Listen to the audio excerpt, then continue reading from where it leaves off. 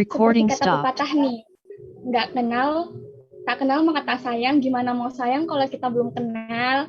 Perkenalkan, saya Sofia Laila Abu Bakar dari PPI TV Indonesia.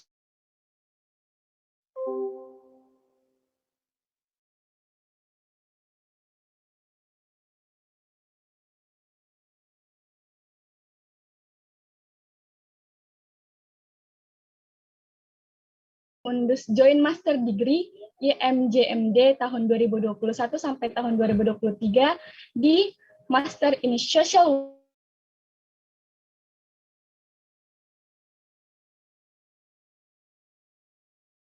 the Institute of Lisbon, Portugal, University of Gothenburg, Norway, University of Stavanger, Sweden, Macquarie University di Uganda.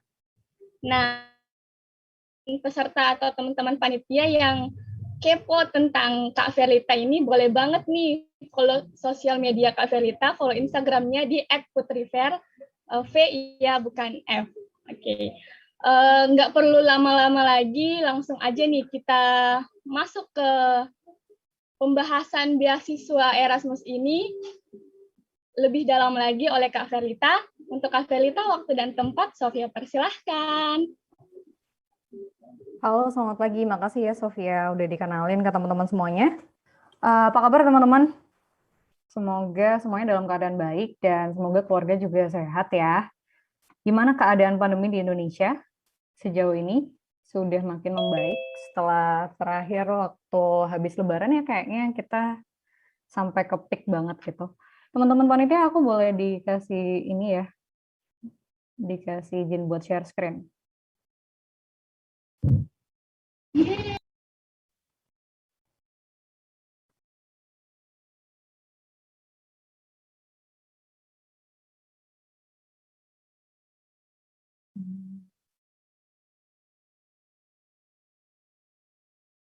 Udah kelihatan? Belum?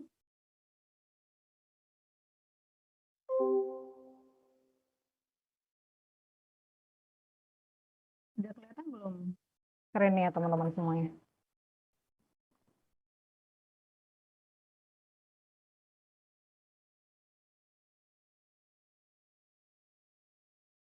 Suaraku jelas ya?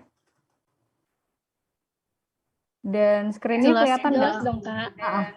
Screen-nya kelihatan juga? Kelihatan juga screen.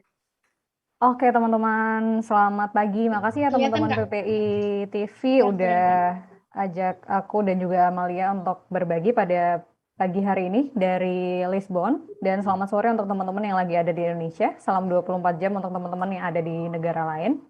Hari ini sebenarnya kita mau jalan-jalan virtual. Jadi slide presentasiku ini judulnya Mengapa Memilih Lanjut Sekolah, karena itu menurutku salah satu pertanyaan yang perlu teman-teman jawab sebelum akhirnya teman-teman memutuskan untuk lanjut kuliah atau lanjut sekolah lagi.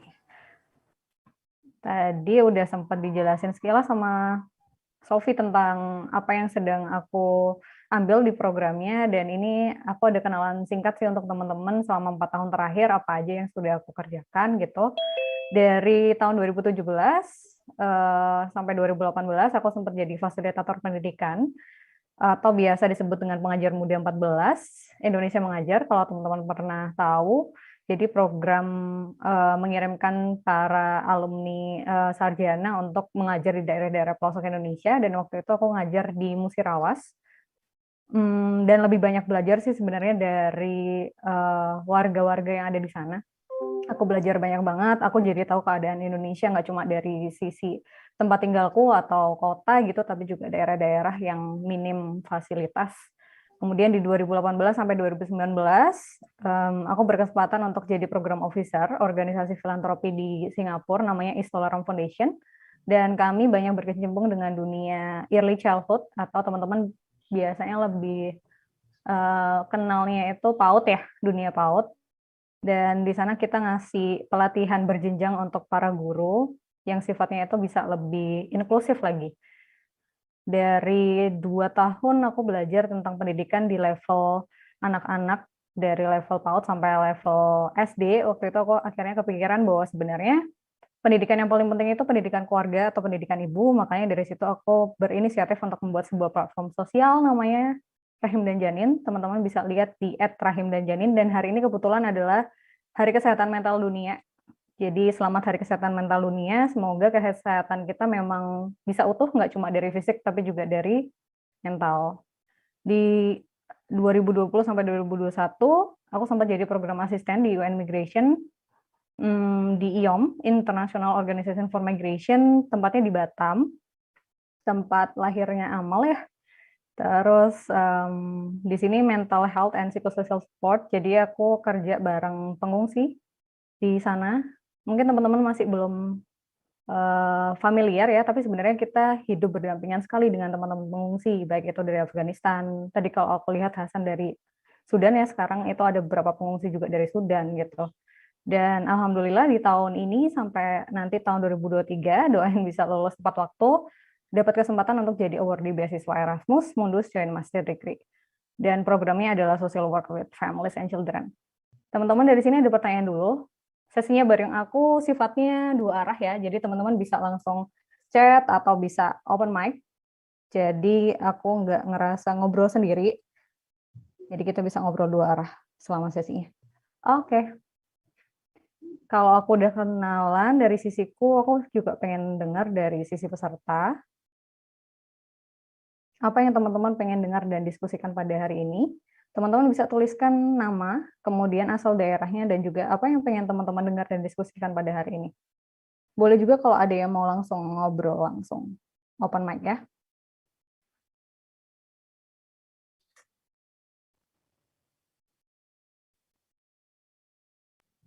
Boleh banget nih teman-teman langsung komentar di kolom chat aja ya.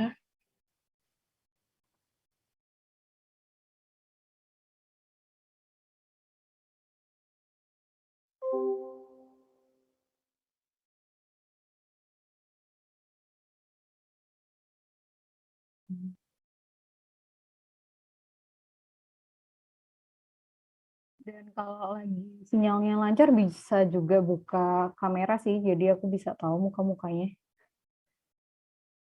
Aku pengen dengar dulu nih. Sebenarnya ekspektasi teman-teman mau hadir di acara hari ini, pengen dengar dan diskusi soal apa?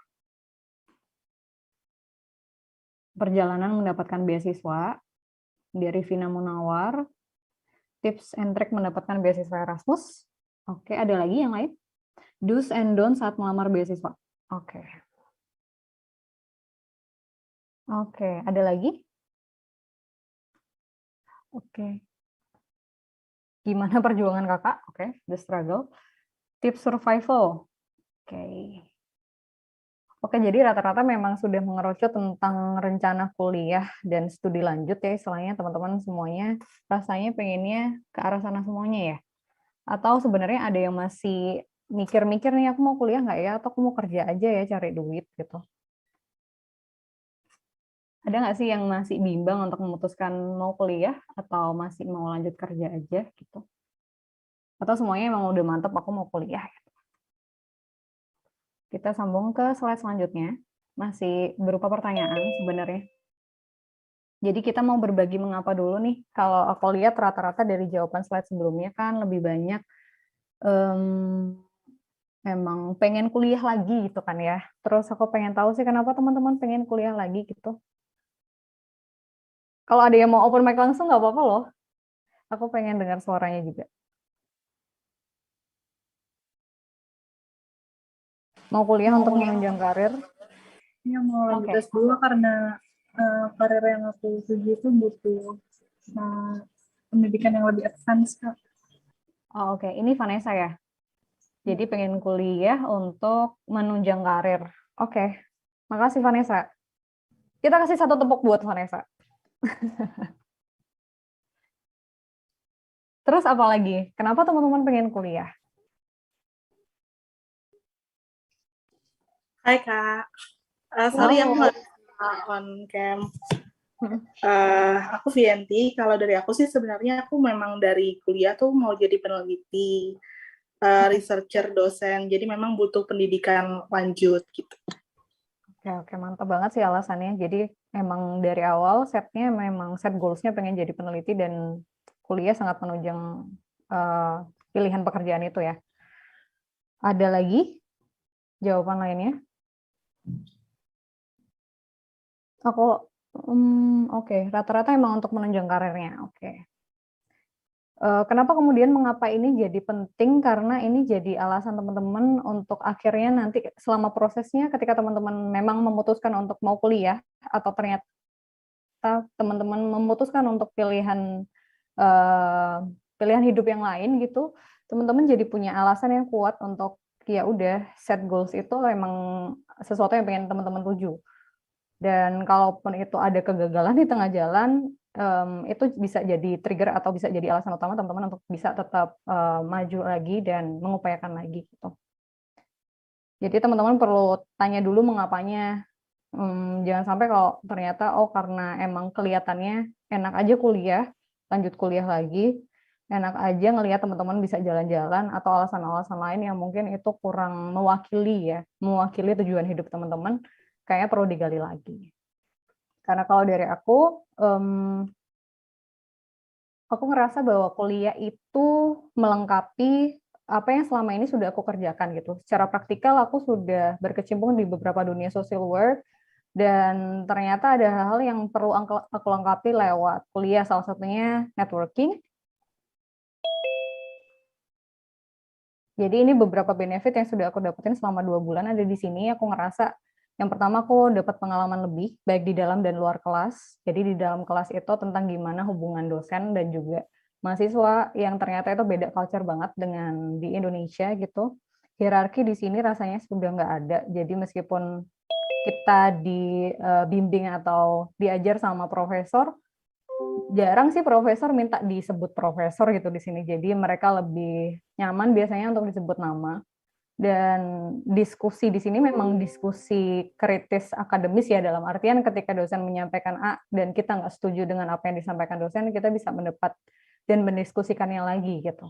Jadi di sini sifatnya memang sangat kritikal dan analisis kalau di dalam kelas. Dan di luar kelas, kita bebas menunjukkan siapapun identitas kita bebas, kita mewakili masing-masing masing-masing latar belakang yang kita bawa gitu dari negara masing-masing. Jadi sangat diverse rasanya. Kemudian yang kedua jaringan. Jaringan ini yang menurutku paling penting sih. Jadi nanti teman-teman bisa petain ketika mau kuliah lagi itu tujuannya untuk lebih banyak kemana. Kalau aku secara personal, aku ngerasa jaringan ini salah satu yang penting. Jadi di ranah profesional dan personal gitu. Di profesional ya karena aku lagi ngembangin platform, jadi harapannya aku juga nantinya bisa berkolaborasi lebih banyak secara internasional. Yang pasti pembelajaran dan perjalanan. Kalau perjalanan ini sifatnya bisa spiritual, bisa perjalanan dalam artian harfiah ya, jalan-jalan benar-benar jalan-jalan kemana-mana, karena di sini akses atau public transport juga gampang banget. Jadi kalaupun kita mau ke daerah yang lebih nature kayak misal pantai, itu kita nggak butuh kendaraan pribadi kayak di Indonesia gitu, teman-teman bisa pakai public transport dan bisa nyampe ke tempat-tempat turistik ya misalnya. Dan yang terakhir adalah pilihan dan pemberdayaan sih yang aku rasain, gimana ketika di Indonesia itu kita memang tumbuh bersama budaya dan juga agama yang itu sifatnya sudah ada sejak kita lahir, dan di sini lebih kepada kita bisa melihat lensa-lensa lain yang itu bisa membuat kita punya pilihan-pilihan dan bentuk-bentuk berdaya yang lain. Ada pertanyaan dulu? Gimana teman-teman? Kalau ada pertanyaan silahkan ya.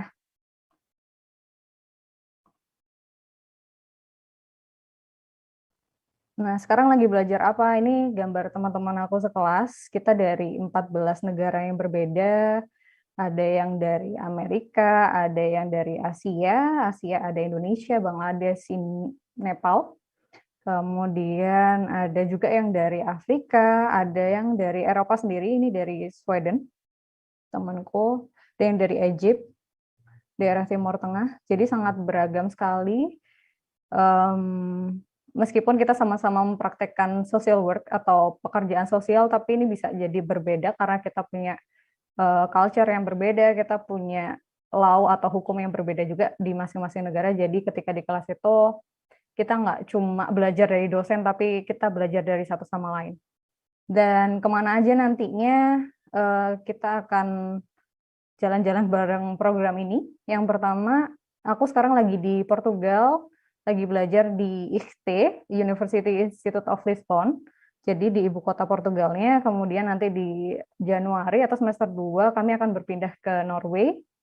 Di semester 3 kita akan ke Sweden, sama-sama negara Nordik. Aku penasaran banget dengan sistem negara mereka karena sejauh ini yang kita dengar negara-negara Nordik emang terkenal sistemnya yang bagus, welfare-nya juga bagus. Jadi aku pengen tahu apa aja praktik baik yang bisa kita contoh dari mereka gitu. Kemudian kalau mau nanti di semester 4 atau waktu ngerjain tesis aku bisa juga pilih di Uganda, Makerere University. Gitu. Dan siapa aja yang membantu mendanai sejauh ini? Dari pemerintah Uni Eropa. Jadi aku dapat beasiswanya namanya Erasmus Mundus Joint Master Degree. Sebenarnya untuk program Erasmus ada beberapa, nggak cuma EMJMD, nanti Amal akan ceritakan lebih detail. Untuk beasiswa yang aku dapat adalah EMJMD sebutannya. Ada yang familiar sama beasiswa ini? Ada yang pernah dengar atau udah pernah coba? Belum? Semuanya belum pernah?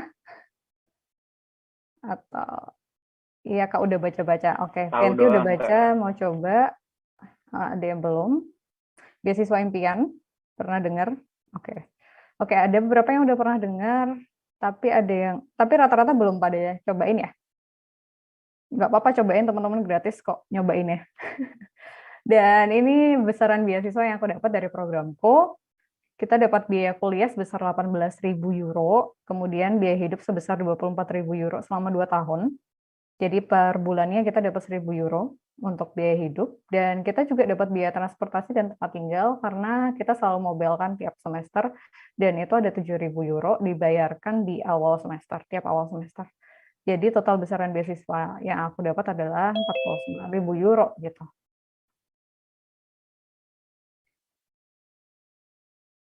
Yang mau cari kalkulator untuk ngitung ke Indo juga nggak apa-apa. Dikersin. 1 euro kemarin waktu aku tukar duit itu sekitar 17.000 1 euro. Oh, ada yang udah apply nih, Ayu. Baru apply 1 jurusan.